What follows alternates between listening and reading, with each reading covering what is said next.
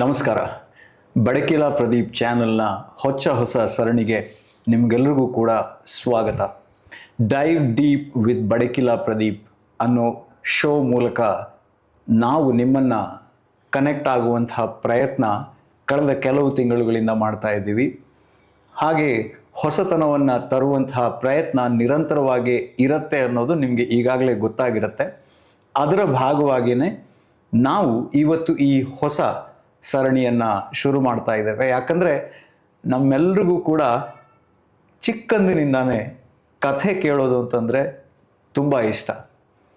ಆದರೆ ಆ ಕಥೆ ಯಾವ ಥರದ್ದಿರಬೇಕು, ಆ ಕಥೆಯಿಂದ ನಾವು ಏನನ್ನು ಕಲಿಬೇಕು ಅನ್ನುವಂಥದ್ದು ಆಮೇಲೆ ನಮಗೆ ಗೊತ್ತಾಗ್ತಾ ಹೋಗುತ್ತೆ. ಯಾಕಂದರೆ ಚಿಕ್ಕಂದಿನಲ್ಲಿ ಕತೆ ಬರೀ ಮಜಾ ಕೊಡುತ್ತೆ, ಖುಷಿ ಕೊಡುತ್ತೆ. ಆದರೆ ಅದರ ಸಂದೇಶಗಳು ಸುಪ್ತವಾಗಿರುತ್ತೆ. ಅದು ನಮ್ಮಲ್ಲಿ ಹೇಗೆ ಅಳವಡಿಕೆ ಆಗುತ್ತೆ ಅನ್ನೋದು ನಮ್ಗೆ ಗೊತ್ತಾಗದೆ ಹೋಗಿರುತ್ತೆ. ಆದರೆ ನಾವು ಬೆಳೀತಾ ಹೇಗೆ ಕಥೆಗಳು ನಮ್ಮ ಜೀವನದ ಭಾಗ ಆಗುತ್ತೆ, ಅದರಲ್ಲೂ ಕೂಡ ಪುರಾಣದ ಕಥೆಗಳು ಹಾಗೂ ಬೇರೆ ರೀತಿಯಲ್ಲಿ ನಮ್ಮ ಜನಜೀವನಕ್ಕೆ ಕನೆಕ್ಟ್ ಆಗಿರುವಂಥ ಹಲವಾರು ಕಥೆಗಳೇನಿರ್ತವೆ ಅದನ್ನೆಲ್ಲ ಕೇಳುವಂಥ ಆಸೆಯಿಂದ ನಾವು ಈ ಸರಣಿಯನ್ನು ಶುರು ಮಾಡಿದ್ದೇವೆ. ಯಾಕಂದರೆ ಇಂತಹ ಅದ್ಭುತವಾದಂತಹ ಕಥೆಗಳ ಗೊಂಚಲನ್ನು ಹೊತ್ತುಕೊಂಡು ನಮ್ಮ ಜೊತೆ ಬಂದಿರುವಂಥವರು ನಮ್ಮ ಪ್ರೀತಿಯ ಶ್ರೀಯುತ ಜಗದೀಶ್ ಶರ್ಮಾ ಸಂಪ ಅವರು. ನಮಸ್ಕಾರ. ನಮ್ಮ ಕಾರ್ಯಕ್ರಮಕ್ಕೆ ಮತ್ತೊಮ್ಮೆ ಸ್ವಾಗತ. ನಮಸ್ತೆ. ಮತ್ತು ನಮ್ಮ ಹೊಸ ಸರಣಿ ಶುರು ಮಾಡ್ತಾ ಇದ್ದೇವೆ. ಸೊ ಹೇಗೆ ಅನಿಸ್ತಾ ಇದೆ? ಕಥೆ ಅನ್ನೋದು ಅದು ಹಳತೋದು ಸರಣಿ ಹೊಸ್ತಾದ್ರೂ. ಹೌದು.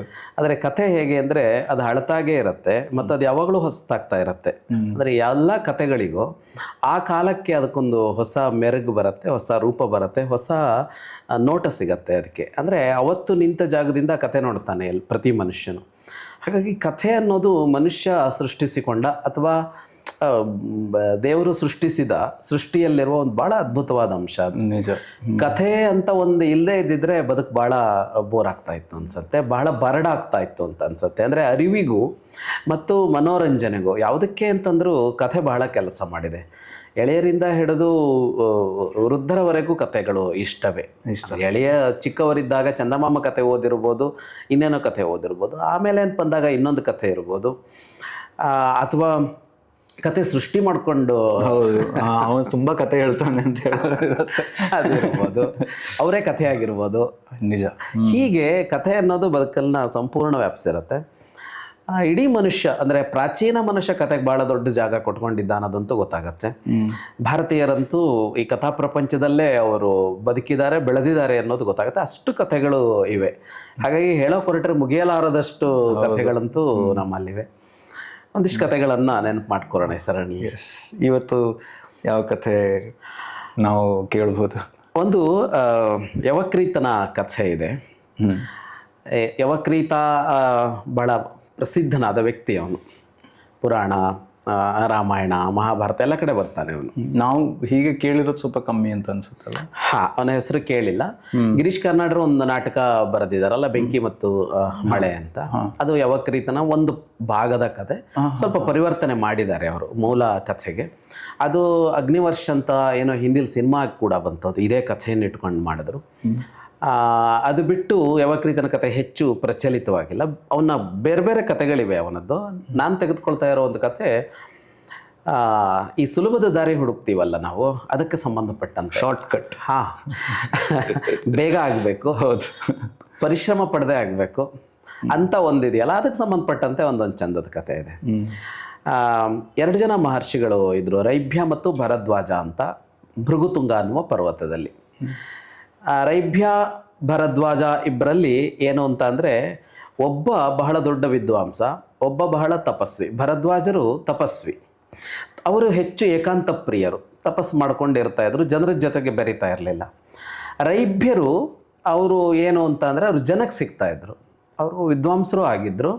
ತಪಸ್ಸಿಗಿಂತಲೂ ಜನರಿಗೆ ಬೇಕಾದ್ದನ್ನೆಲ್ಲ ಮಾಡಿಕೊಡ್ತಾ ಇರ್ತಾಯಿದ್ರು. ಅವರು ಅವರಿಗೇನು ಬೇಕೋ ಅದನ್ನು ಬೋಧೆ ಮಾಡೋದಿರಲಿ, ಅವರಿಗೆ ಬೇಕಾದ ಅನುಕೂಲತೆಗಳನ್ನು ಬೇರೆ ಉಪಾಸನಾ ಕ್ರಮದಲ್ಲಿ ಒದಗಿಸಿಕೊಡೋದಿರಲಿ, ಇದನ್ನು ಮಾಡ್ತಾಯಿದ್ರು.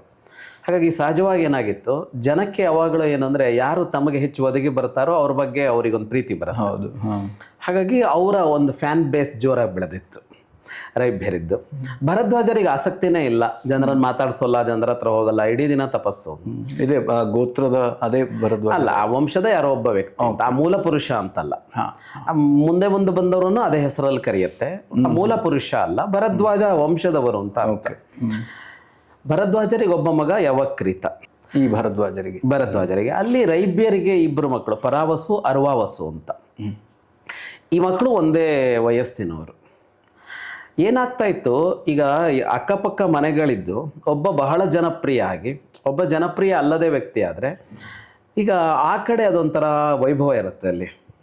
ಇದು ತಪಸ್ಸೇ ಮುಖ್ಯ, ಜನವೇ ಬರಲ್ಲ, ಜನ ಬಂದರೆ ಇವರಿಗೂ ಇಷ್ಟ ಆಗಲ್ಲ, ಇವ್ರು ಮಾತಾಡ್ಸಲ್ಲ, ಜನ ಬರಲ್ಲ, ಸಂಪತ್ತು ವೃದ್ಧಿ ಆಗಿಲ್ಲ ಇವರದ್ದು, ಜನರು ಇವರಿಗೆ ಅಷ್ಟು ಇದಾಗಿ ನೋಡಲ್ಲ. ಆ ಕಡೆ ಆಗಲ್ಲ, ಅವರು ಅಪಾರವಾದ ಜನಪ್ರಿಯತೆ. ಈ ಜನಪ್ರಿಯತೆ ಅನ್ನೋದು ಯಾವಾಗಲೂ ಮಕ್ಕಳ ಮೇಲೂ ಕೆಲಸ ಮಾಡುತ್ತೆ. ಅಂದರೆ ಮಕ್ಕಳು ಜನಪ್ರಿಯರಾಗ್ಬಿಡ್ತಾರೆ ಸಹಜವಾಗಿ. ಅಂದರೆ ದೊಡ್ಡವರ ಮಕ್ಕಳನ್ನು ಜನ ಮಾತಾಡಿಸ್ತಾರಲ್ಲ, ಸೆಲೆಬ್ರಿಟೀಸ್ ಮಕ್ಕಳು ಅಂದ್ರೆ ಒಂದು ಕುತೂಹಲ ಇರುತ್ತೆ. ಅವ್ರು ನಿಂತರು ಕುಳಿತರು ರೀಲ್ಸ್ ನೋಡ್ತಾ ಓಡುತ್ತೆ. ನೆಪೋಟಿಸಮ್ ಇವತ್ತಿರೋ ಕಾಲ ಇದ್ದೇ ಇರುತ್ತೆ. ಹಾಗೆ ಅದು ಈಗ ಬೆಳೀತಾ ಏನಾಯಿತು, ಆ ಇಬ್ಬರು ಮಕ್ಕಳನ್ನು ಇಡೀ ಜಗತ್ತು ಮಾತಾಡಿಸುತ್ತೆ ಸುತ್ತ ಇರೋ. ಆದರೆ ತನ್ನನ್ನು ಯಾರೂ ಮಾತಾಡ್ಸಲ್ಲ ಅನ್ನೋದು ಯವಕ್ರೀತನಿಗೆ ಕಾಡ್ತಾ ಇತ್ತು. ಅದರ ಜೊತೆಗೆ ಏನಾಯಿತು ಅಂದರೆ ಅವರು ಚೆನ್ನಾಗಿ ಕಲಿತಾ ಹೋದರು ಮಕ್ಕಳು, ಪರಾವಸು ಅರ್ವಾವಸು. ಇವನು ಸ್ವಲ್ಪ ಅಸಡ್ಡೆ ಮಾಡ್ಕೊಂಡು ಬೆಳೆದ. ತಂದೆನೂ ಒಂದು ಸ್ವಲ್ಪ ಲೌಕಿಕಕ್ಕೆ ಅವರಿಗೆ ಆಸಕ್ತಿ ಕಡಿಮೆ ಇದ್ದಿದ್ದರಿಂದಾಗಿ ಇದ್ರ ಬಗ್ಗೆ ಗಮನನೂ ಕಮ್ಮಿ ಇತ್ತು ಅವರಿಗೆ. ಇವನ ಬಗ್ಗೆ ನೋಡ್ಕೊಳ್ಳೋ ಆಗ ಇದಕ್ಕೆ ಕಡಿಮೆ ಇತ್ತು. ಅಲ್ಲಿ ವ್ಯವಸ್ಥೆಯೇ ಆಗಿತ್ತು, ಹಾಗಾಗಿ ಸಹಜವಾಗಿ ಅವ್ರು ಕಲಿಬೇಕಾಗಿತ್ತು. ನೆಪೋಟಿಸಮ್ನಲ್ಲಿ ಒಂದು ಆ ಅಂಶ ಇದೆ, ಅದನ್ನು ನಾವು ಗುರುತಿಸೋಲ್ಲ. ಏನಾಗುತ್ತೆ, ಅವ್ರಿಗೆ ಅವಕಾಶಗಳು ತನ್ನಷ್ಟಕ್ಕೆ ಸಿದ್ಧ ಆಗಿರುತ್ತೆ, ವೇದಿಕೆಗಳು ಸಿದ್ಧ ಆಗಿರುತ್ತೆ ದೊಡ್ಡವ್ರ ಮಕ್ಕಳಿಗೆ. ಅದು ರಾಜಕಾರಣ ಇರಲಿ, ಉದ್ಯಮ ಇರಲಿ, ಅಥವಾ ಕಲಾಕ್ಷೇತ್ರ ಇರಲಿ, ಸಿನಿಮಾ ಇರಲಿ, ಅವ್ರ ಮಕ್ಕಳಿಗೆ ಅದೆಲ್ಲ ಸುಲಭ ಆಗ್ಬಿಡತ್ತೆ ಅಂತ. ಒಬ್ಬ ಹೀರೋನ ಮಗನಿಗೆ ಸಿನಿಮಾ ಪ್ರಪಂಚ ಬಹಳ ಚೆನ್ನಾಗಿ ಅರ್ಥ ಆಗಿರುತ್ತೆ ಬೇಗ. ಹುಟ್ಟಾನೆ ಅದನ್ನ ನೋಡ್ಕೊಂಡೇ ಬೆಳೆದಿರ್ತಾರೆ. ಒಬ್ಬ ಇನ್ನೆಲ್ಲ ಹಳ್ಳಿಯಲ್ಲಿ ಬೆಳೆದವನೊಬ್ಬ ಹೋಗಿ ಸಿನಿಮಾ ಅರ್ಥ ಮಾಡ್ಕೋಬೇಕು ಅಂತಂದ್ರೆ ಅವನಿಗೆ ಅದೇ ಬಹಳ ಕಷ್ಟ. ಆಮೇಲೆ ಅವನಿಗೊಂದು ಪ್ರವೇಶ ಸಿಗೋಲ್ಲ ಒಳಗೆ, ಒಂದು ಎಂಟ್ರಿ ಸಿಗೋದೇ ಕಷ್ಟ ಆಗ್ಬಿಡತ್ತೆ. ಹಾಗಾಗಿ ಯಾವಾಗಲೂ ಈ ಸ್ಟಾರ್ಟ್ ಹಾಗಾಗಿ ಏನಾಗುತ್ತೆ, ಅವರಿಗೆ ಸಹಜವಾಗಿ ಅದೇ ವಾತಾವರಣ. ಅವರು ಚೆನ್ನಾಗಾದ್ರು, ಇಲ್ಲ ಆ ವಾತಾವರಣ ಇಲ್ಲ. ಆದ್ದರಿಂದ ಎಲ್ಲ ಕಾರಣದಿಂದಾಗಿ ಇವನೇನು ಮಾಡಿದೆ, ಅವನು ಕಲಿದೇ ಬೆಳೆದ, ಅವ್ರು ಕಲಿತಾ ಬೆಳೆದರು. ಆದರೆ ಅವರು ವಿದ್ಯೆ ಕಲಿತಾ ಬೆಳೆದ್ರು, ಇವನ ಅಸೂಯೆ ಬೆಳೆಸ್ಕೊಳ್ತಾ ಬೆಳೆದ. ಒಂದು ಅಸೂಯೆ ಕಾಡ್ತಾ ಹೋಯ್ತು. ಇದೊಂಥರ ವಿಚಿತ್ರ ಅದು ಅಸೂಯೆ ಅಂತ ಅನ್ನೋದು. ಅಂದರೆ ಅದು ಎದುರಿನವರನ್ನು ದ್ವೇಷಿಸೋದಕ್ಕೆ ಆರಂಭಿಸಿಬಿಡತ್ತೆ ಅದು. ಅಂದರೆ ತನ್ನ ತಪ್ಪೇನಿದೆ ಅಥವಾ ತನ್ನ ಕೊರತೆ ಏನಿದೆ ಅಂತ ಅದು ಯೋಚನೆ ಮಾಡೋಲ್ಲ.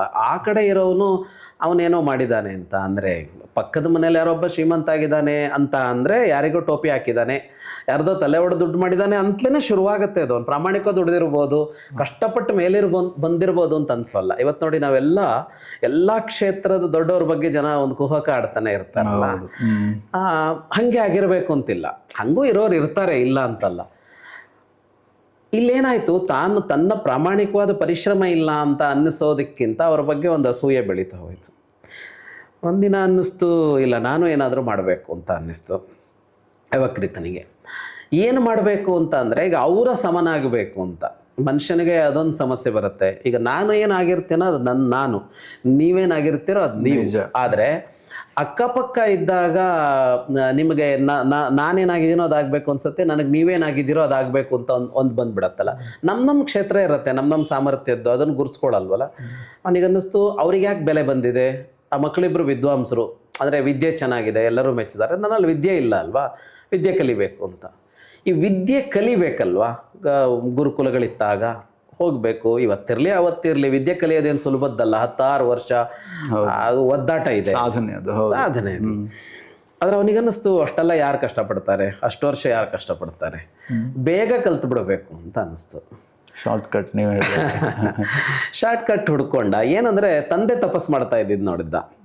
ತಂದೆ ತಪಸ್ಸಲ್ಲಿ ಸಿದ್ಧಿಗಳಾಗ್ತಾ ಇತ್ತು ಅನ್ನೋದು ನೋಡಿದ್ದ. ತಂದೆ ಏನು ತಪಸ್ಸು ಮಾಡಿ ಬಯಸಿದ್ರೆ ಅದು ಸಿಗ್ತಾ ಇತ್ತು ಅನ್ನೋದನ್ನು ನೋಡಿದ್ನಲ್ಲ. ಅವನಿಗೆ ಈ ತಂದೆಯ ತಪಸ್ಸಿದ್ಧಿ ಅವರು ವಿದ್ಯೆಗೆ ಹಾಕೋ ಸಮಯಕ್ಕಿಂತ ಪರಿಶ್ರಮಕ್ಕಿಂತ ಕಡಿಮೆ ಅಂತ ಅನ್ನಿಸ್ತು ಅವನಿಗೆ. ಅಂದರೆ ಇದು ಸುಲಭ ಅಂತ ಅನ್ನಿಸ್ತು ತಪಸ್ಸು. ಅವರು ವರ್ಷಗಟ್ಲೆಯಿಂದ ಮಾಡ್ತಾ ಇದ್ದಾರೆ ಅನ್ನೋ ಬರಲಿಲ್ಲ. ಆದರೆ ಸುದೈವ ವಶಾತ್ ಅವನು ತಪಸ್ಸಿಗೆ ಇಳ್ದ. ಅದು ತಂದೆಯ ಪುಣ್ಯವೋ ಏನೋ, ಅವನಿಗೆ ಬೇಗ ಸಿದ್ಧಿನೂ ಆಯಿತು. ಇಂಟ್ರೆಸ್ಟಿಂಗ್. ಇಂದ್ರನ ಕುರಿತು ತಪಸ್ಸು ಮಾಡ್ದ ಅವನು. ಇಂದ್ರ ಪ್ರತ್ಯಕ್ಷ ಆದ. ಇಂದ್ರನಿಗೆ ಹೇಳ್ದ, ನನಗೆ ಎಲ್ಲ ವಿದ್ಯೆಗಳು ಬರಬೇಕು ಅಂತ ಕೇಳ್ದ ಇಂದ್ರನಿಗೆ. ನನಗೂ ಬರಬೇಕು, ನನ್ನ ತಂದೆಗೂ ಬರಬೇಕು ಅಂತ. ಏನಾಗಿತ್ತು, ಭರದ್ವಾಜರಿಗೆ ಎಳವೆಯಿಂದಲೇ ತಪಸ್ಸಿನ ಕಡೆ ಗಮನ. ಹಾಗಾಗಿ ಅವರು ವಿದ್ಯಾಭ್ಯಾಸಕ್ಕೂ ಹೆಚ್ಚು ಸಮಯ ಕೊಡಲಿಲ್ಲ. ಅವ್ರು ಮೊದಲಿಂದ ತಪಸ್ಸು ಮಾಡ್ತಾಯಿದ್ರು. ಪಕ್ಕದಲ್ಲಿದ್ದ ರೈಭ್ಯರಿಗೆ ವಿದ್ಯೆ ಮುಖ್ಯ ಅಂತ ಅನ್ಸಿದ್ರಿಂದ ಇವ್ರಿಗಿಂತ ದೊಡ್ಡ ವಿದ್ವಾಂಸರು ಆಗಿದ್ದರು. ಹಾಗಾಗಿ ಅವನಿಗೆ ಕೇಳ್ದ, ಅಪ್ಪ ನಾನು ಇಬ್ಬರು ದೊಡ್ಡ ವಿದ್ವಾಂಸರಾಗಬೇಕು, ಜಗತ್ತಿನ ಅತಿ ದೊಡ್ಡ ವಿದ್ವಾಂಸರಾಗಬೇಕು ನಾವಿಬ್ಬರು ಅಂತ. ಇಂದ್ರ ಹೇಳ್ದ, ಹಂಗಲ್ಲ ಆಗಲ್ಲ. ವಿದ್ಯೆ ಶಿಕ್ಷಣ ಅಂತ ಅನ್ನೋದು ಹಂಗೆಲ್ಲ ವರದಲ್ಲಿ ಬರೋಲ್ಲ, ಅದು ನೀನು ಕಲಿಬೇಕಾಗತ್ತೆ. ಅವನು ಬಿಡಲಿಲ್ಲ. ಸರಿ, ಇಂದ್ರ ಕೊಡೋಕ್ಕಾಗಲ್ಲ ಅಂತ ಹೋದ. ಇವನು ಮತ್ತೆ ತಪಸ್ಸು ಮುಂದುವರ್ಸದ. ಮತ್ತೆ ಇಂದ್ರ ಬರಬೇಕಾಯ್ತು. ಈ ತಪಸ್ಸು ಅನ್ನೋದು ಅದೊಂದು ದೊಡ್ಡ, ಅಂದರೆ ದೇವರಿಗೆ ಇರುವ ದೊಡ್ಡ ಸಮಸ್ಯೆಗಳಲ್ಲಿ ತಪಸ್ಸು ಒಂದು. ಅಂದರೆ ದೇವರ ಸಮಸ್ಯೆಗಳು ಅಂತ ಒಂದು ಪಟ್ಟಿ ಮಾಡಿದರೆ ನಾವು ಮನುಷ್ಯರ ಸಮಸ್ಯೆ ಮಾತ್ರ ನೋಡ್ತೀವಲ್ಲ, ಪಾಪ ಅವನಿಗೂ ತುಂಬ ಸಮಸ್ಯೆಗಳಿವೆ. ಈ ತಪಸ್ಸು ಅವನಿಗೆ ಸಮಸ್ಯೆ. ಅದೇನು ಅಂದ್ರೆ ಅವನೇ ಒಂದು ನಿಯಮ ಮಾಡ್ಕೊಂಡಿದ್ದಾನೆ, ಇಷ್ಟು ತಪಸ್ಸು ಮಾಡಿ ಇಷ್ಟು ಕೇಳಿದ್ರೆ ಅದನ್ನು ಕೊಡಲೇಬೇಕು ಅಂತ ಮಾಡ್ಕೊಂಡು. ಇಲ್ಲ ಅಂತ ಅನ್ನೋ ಹಾಗಿಲ್ಲ, ಇಲ್ಲ ಅನ್ನೋಕ್ಕೆ ಅಧಿಕಾರ ಇಲ್ಲ. ಯಾಕಂದ್ರೆ ಅದು ಅವನ ಹಕ್ಕಾಯ್ತು. ಅದು ಅವನಷ್ಟು ತಪಸ್ಸು ಮಾಡ್ದ ಅಂದರೆ ಅವನ ಹಕ್ಕಾಯ್ತು. ಅದು ಸರಿಯೋ ತಪ್ಪೋ, ಕೊಡೋಕ್ಕಾಗತ್ತೋ ಕೊಡೋಕ್ಕಾಗಲ್ವೋ, ಅದರಿಂದ ಕೆಟ್ಟದ್ದಾಗತ್ತೋ ಒಳ್ಳೇದಾಗತ್ತೋ ಇವನು ಕೊಡಲೇಬೇಕಾಗತ್ತೆ. ಹಾಗಾಗಿ ಒಂದಂತ ಆದಮೇಲೆ ಇಂದ್ರನಿಗೂ ಅನಿವಾರ್ಯ ಆಯಿತು. ಸರಿ, ಅವನು ಹೇಳ್ದ, ಹಾಂ ಆಯ್ತಪ್ಪ ಕೊಡ್ತೀನಿ ಅಂತ ಅಂದ ಇಂದ್ರ. ಇವನು ಹೇಳ್ದ, ನನಗೆ ನನ್ನ ತಂದೆಗೆ ಮಾತ್ರ ಅಲ್ಲ, ಜಗತ್ತಲ್ಲಿರೋ ಎಲ್ಲರಿಗೂ ತನ್ನಷ್ಟಕ್ಕೆ ವಿದ್ಯೆ ಬರಬೇಕು ಅಂತ ಕೂತ. ಸ್ವಲ್ಪ ಜಾಸ್ತಿ ಆಯ್ತು. ಈಗ ಆಗತ್ತೆ ಅಂತ ಅದು ಕೂಡಲೇ ಬಗ್ಸೋಕೆ ಎಲ್ಲ ಅದು ಅಲ್ವಾ? ಈಗ ಸ್ವಲ್ಪ ಬಗ್ಗಿದ್ರೆ ಪೂರ್ಣ ಬಗ್ಗಿಸ್ಬೋದು. ಎಲ್ಲರಿಗೂ ಹಂಗೆ ಆಗೋಗ್ಲಿ ಅಂತ. ಅಂದರೆ ಅದು ಹೆಂಗಿದೆ ಅಂದರೆ ನೋಡಿ, ಆ ಆಲೋಚನೆ ಹೆಂಗಿದೆ ಏನು ತುಂಬ ದೊಡ್ಡ ಜಗತ್ತಿನ ಎಲ್ಲರ ಬಗ್ಗೆ ಒಂದು ಕರುಣೆ ಹರಿದಿದೆ ಅವನ ಮನಸ್ಸಲ್ಲಿ ಅಂತಲ್ಲ. ಆ ಪರಾವಸು ಅರವಾವಸು ಇಬ್ಬರು ಇದ್ದಾರಲ್ಲ, ಅವ್ರಿಗೆ ಎಲ್ಲ ಆ ಸುತ್ತ ಪ್ರಾಂತ್ಯದಲ್ಲಿ ಗೊತ್ತಿರೋಲ್ಲೆಲ್ಲ ಅವರು ಬಹಳ ವಿಭಿನ್ನ ವಿಶಿಷ್ಟ ಅನ್ಸಿದ್ದಾರೆ. ಈಗ ಅವ್ರಿಗೆ ಬರೋಷ್ಟು ವಿದ್ಯೆ ಊರಲ್ಲಿರೋ ಎಲ್ಲರಿಗೂ ಬಂತು ಅಂದ್ರೆ ಇವ್ರೇನು ಅಲ್ಲ ಅಂತ, ಏನು ಅಲ್ವಲ್ಲ. 10ರಲ್ಲಿ 11 ಆಗೋದ್ರಲ್ಲ. ಹೌದು, 10ರಲ್ಲಿ 11 ಆಗೋದ್ರು. ಇವನಿಗೇನು ಪ್ಲಸ್ ಇದೆ ಅಂದ್ರೆ, ಇವನಿಗೆ ವಿದ್ಯೆ ಬಂದ್ಬಿಡ್ತು, ಇವನು ತಪಸ್ವಿ ಕೂಡ ಆಗಿದ್ದಾನೆ. ಈಗ ಅವ್ರಿಗೆಲ್ಲ ಇಷ್ಟು ತಪಸ್ಸಿಲ್ಲ. ಹಾಗಾಗಿ ಇವನು ಒಬ್ಬ ವಿಶಿಷ್ಟ ಮನುಷ್ಯಾಗೆ ಉಳ್ಕೋತಾನೆ ಒಂದು ಲೆವೆಲ್ ಮೇಲೆ. ಒಂದು ಲೆವೆಲ್ ಮೇಲೆ. ಅವ್ರು ಮಾತ್ರ 10ರಲ್ಲಿ 11 ಆಗ್ತಾರೆ. ಎಲ್ಲರಿಗೂ ಬರಲಿ ಅಂತ ಅಂದ. ಇಂದ್ರ ಹೇಳ್ದ, ಆಗಲ್ಲ, ಅದು ಯಾವ ಕಾರಣಕ್ಕೂ ಆಗಲ್ಲ. ಇವನು ಕೇಳಲಿಲ್ಲ, ಇಲ್ಲ ನಂಗೆ ಅದೇ ಬೇಕು ಅಂದ. ಇವನು ತಪಸ್ಸು ಮುಂದುವರ್ಸಿದ. ಇಂದ್ರ ಹಾಗೆ ಹೋದ. ಮಾರನೇ ದಿನ ಬೆಳಗಾಯಿತು. ಇವನು ನದಿಗೆ ಸ್ನಾನಕ್ಕೆ ಅಂತ ಹೋಗ್ತಾ ಇದ್ದ ಯವಕ್ರಿತ. ಅಲ್ಲೊಬ್ಬ ಮುದುಕ ಕುಳಿತುಕೊಂಡಿದ್ದ ನದಿ ಪಕ್ಕದಲ್ಲಿ. ಅವನು ಈ ನದಿ ಪಕ್ಕದಲ್ಲಿ ಮರಳು ಇರುತ್ತಲ್ಲ, ಕೆಲವು ನದಿ ಪಕ್ಕದಲ್ಲಿ ಮರಳು ಶೇಖರಣೆ ಆಗತ್ತಲ್ಲ, ಅವನು ಒಂದೊಂದೇ ಮುಷ್ಟಿ ಮರಳು ತೆಗೆಯೋದು ನೀರಿಗೆ ಹಾಕೋದು, ಮರಳು ತೆಗೆಯೋದು ನೀರಿಗೆ ಹಾಕೋದು ಮಾಡ್ತಾ ಇದ್ದ. ಇವನು ನೋಡ್ದ ನಿಂತ್ಕೊಂಡು, ಏನು ಮಾಡ್ತಾ ಇದ್ದಾನೆ ಇವನು? ಎಷ್ಟೊತ್ತು ನಿಂತು ನೋಡಿದ್ರು ಅವನು ಯಾರನ್ನೂ ನೋಡಲ್ಲ, ಏನನ್ನೂ ನೋಡಲ್ಲ. ಮುಷ್ಟಿಯಿಂದ ಮರಳು ತೆಗಿತಾನೆ, ನೀರಿಗೆ ಹಾಕ್ತಾನೆ, ಮರಳು ತೆಗಿತಾನೆ, ನೀರಿಗೆ ಹಾಕ್ತಾನೆ. ಯವಕ್ರಿತ ಕೇಳ್ದ, ಅಲ್ಲ ಇದು ಏನು ಮಾಡ್ತಾ ಇದೆಯಾ? ಮರಳು ತೆಗೆದು ನೀರಿಗೆ ಹಾಕಿದರೆ ಏನು ಪ್ರಯೋಜನ? ಅದು ಪ್ರವಾಹದಲ್ಲಿ ಹೋಗ್ತಿರತ್ತೆ, ಯಾಕೆ ಈ ವೇಸ್ಟ್ ಕೆಲಸ ಮಾಡ್ತಾ ಇದೆಯಾ? ಅಥವಾ ವ್ಯರ್ಥ ಕಾರ್ಯ ಯಾಕೆ ಮಾಡ್ತಾ ಇದೆಯಾ? ಅದಕ್ಕೆ ಅವನಂದ, ಆ ಮುದುಕ, ಅಲ್ಲ ಓದದೆ ಮಾಡದೆ ವಿದ್ಯೆ ಬರಬೇಕು ಅಂತಂದರೆ ಇದರಿಂದಲೂ ಕೆಲಸ ಆಗತ್ತೆ ಅಂತ. ಇದರಿಂದಲೂ ಕೆಲಸ ಆಗತ್ತೆ ಅಂದರೆ ಏನು ಅಂದರೆ, ಇಲ್ಲಿ ಈ ಕಡೆಯಿಂದ ಆ ಕಡೆ ದಾಟೋಕ್ಕೆ ಇಲ್ಲಿ ಸ್ವಲ್ಪ ಕಷ್ಟ ಇದೆ, ಅದಕ್ಕೆ ಒಂದು ಸೇತುವೆ ಮಾಡಬೇಕು ಅಂತ ಅಂದ್ಕೊಂಡಿದ್ದೀನಿ, ನಾನು ಅದಕ್ಕೆ ಸೇತುವೆ ಮಾಡ್ತಾ ಇದ್ದೀನಿ. ಅವನಂದು ಸೇತುವೆ ಹಿಂಗೆ ಮಾಡೋಕ್ಕೆ ಬರಲ್ಲ, ಹಿಂಗೆ ಮರಳು ಹಾಕಿದರೆ ಕೊಚ್ಕೊಂಡು ಹೋಗ್ತಾ ಇರುತ್ತೆ ಅಂತ. ಅವ್ನು ಮತ್ತೆ ಅದನ್ನೇ ಹೇಳ್ದ, ಓದದೇನೆ ವಿದ್ಯೆ ಬರುತ್ತೆ ಅಂತಂದರೆ ಹಿಂಗೆ ಮರಳು ಹಾಕಿದ್ರು ಸೇತುವೆ ಆಗತ್ತೆ. ಯವಕ್ರಿತ ಕೇಳ್ದ, ಅಂದರೆ ನೀನು ನಂಗೆ ಹೊರ ಕೊಡಲ್ಲ ಅಲ್ವಾ ಅಂತ. ಇಂದ್ರ ಅಂತ, ಇದು ಇಂದ್ರ ಅಂತ ಗೊತ್ತಾಯ್ತು. ಅಂದ್ರೆ ನೀವು ಹೊರ ಕೊಡಲ್ಲ ಅಲ್ವಾ ಅಂತ. ಅವನು ಹೇಳ್ದ, ಇಲ್ಲ ಕೊಡಲ್ಲ, ಹಾಗೆ ಕೊಡೋಕ್ಕೆ ಬರೋದೇ ಇಲ್ಲ. ಆದರೆ ನೀನು ತಪಸ್ಸು ಮಾಡಿದೀಯಾ, ನಿನಗೆ ನಿನ್ನ ತಂದೆಗೆ ಕೊಟ್ಟಿದ್ದೀನಿ, ಉಪಯೋಗಿಸ್ಕೋ ಅಂತ. ಈ ಕತೆ ಇನ್ನೂ ಮುಂದುವರಿಯುತ್ತೆ. ಇದರಲ್ಲಿ ಮುಂದೆ ಯವಕ್ರಿತನ ಕತೆ ಇನ್ನೇನೋ ಬೆಳೆಯುತ್ತೆ. ಈ ಥರ ಬಂದ ವಿದ್ಯೆ ದುರುಪಯೋಗ ಆಗೋದು ಅನ್ನೋದೊಂದು ಕತೆ ಇದೆ, ಅದು ಬೇರೆ ವಿಷಯ. ಆದರೆ ಇವತ್ತೇನು ಅಂದರೆ, ಈ ಶಾರ್ಟ್ಕಟ್ ಹೋಗೋದು ಅನ್ನೋದು, ಮತ್ತು ಯಾವುದಕ್ಕೆ ಎಷ್ಟು ಸಮಯ ಬೇಕೋ ಅಷ್ಟು ಸಮಯ ಕೊಡದೆ ಕಡಿಮೆ ಅವಧಿಯಲ್ಲಿ ತಗೊಳ್ಳೋದು ಅನ್ನೋದಿದೆಯಲ್ಲ, ಇದು ಕೆಲಸ ಮಾಡೋಲ್ಲ ಅಂತ ಒಂದು ಜನ್ ಕತೆ ಇದೆ, ಭಾಳ ಚೆನ್ನಾಗಿದೆ, ಪುಟ್ಟದು. ಒಬ್ಬ ಸಮರ ಕಲೆ ಕಲಿಯೋದಕ್ಕೊಬ್ಬ ಜನ್ ಗುರುವಿನ ಹತ್ರ ಬರ್ತಾನೆ. ಗುರುವಿನ ಹತ್ರ ಕೇಳ್ತಾನೆ, ನನಗೆ ಇಡೀ ಸಮರ ಕಲೆ ಕಲಿಬೇಕು, ಎಷ್ಟು ಸಮಯ ಬೇಕಾಗತ್ತೆ? ಗುರು ಹೇಳ್ದ, 10 ವರ್ಷ ಬೇಕಾಗತ್ತೆ. ಅವನು ಬಂದವನು ಹೇಳ್ದ, ಅಲ್ಲ ನಾನು 1 ನಿಮಿಷನೂ ವ್ಯರ್ಥ ಮಾಡಲ್ಲ, ಹಗಲು ರಾತ್ರಿ ಕಲಿತೀನಿ, ಹಾಗೆ ಕಲಿತ್ರೆ ಎಷ್ಟು ವರ್ಷಕ್ಕೆ ನಾನು ಕಲಿಬೋದು ಅಂತ. ಗುರು ಹೇಳಿದಂತೆ 20 ವರ್ಷ ಬೇಕಾಗತ್ತೆ ಅಂತ.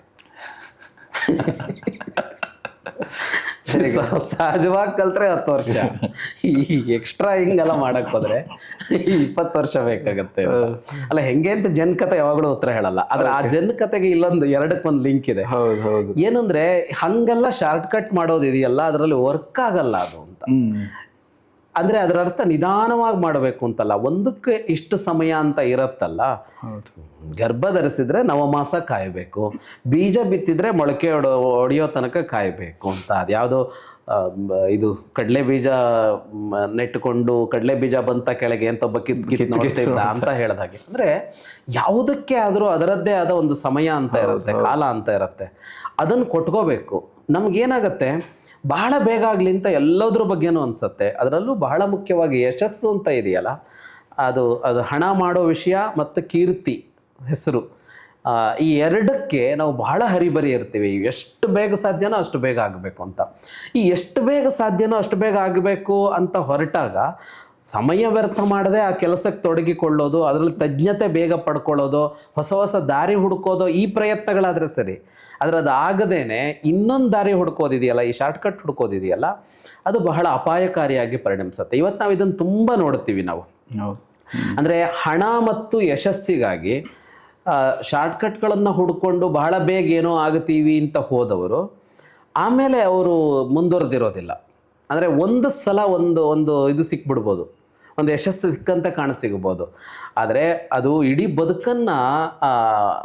ಬದುಕಲ್ಲಿ ಉಳಿಯೋದಿಲ್ಲ. ಅದು ಒಂದು ಸಲ ಹಿಟ್ ಆಗ್ಬೋದು, ಹೆಸರು ಬರ್ಬೋದು, ಒಂದು ಸಲ 1 ಕೋಟಿ ದುಡ್ಡು ಬಂದುಬಿಡ್ಬೋದು.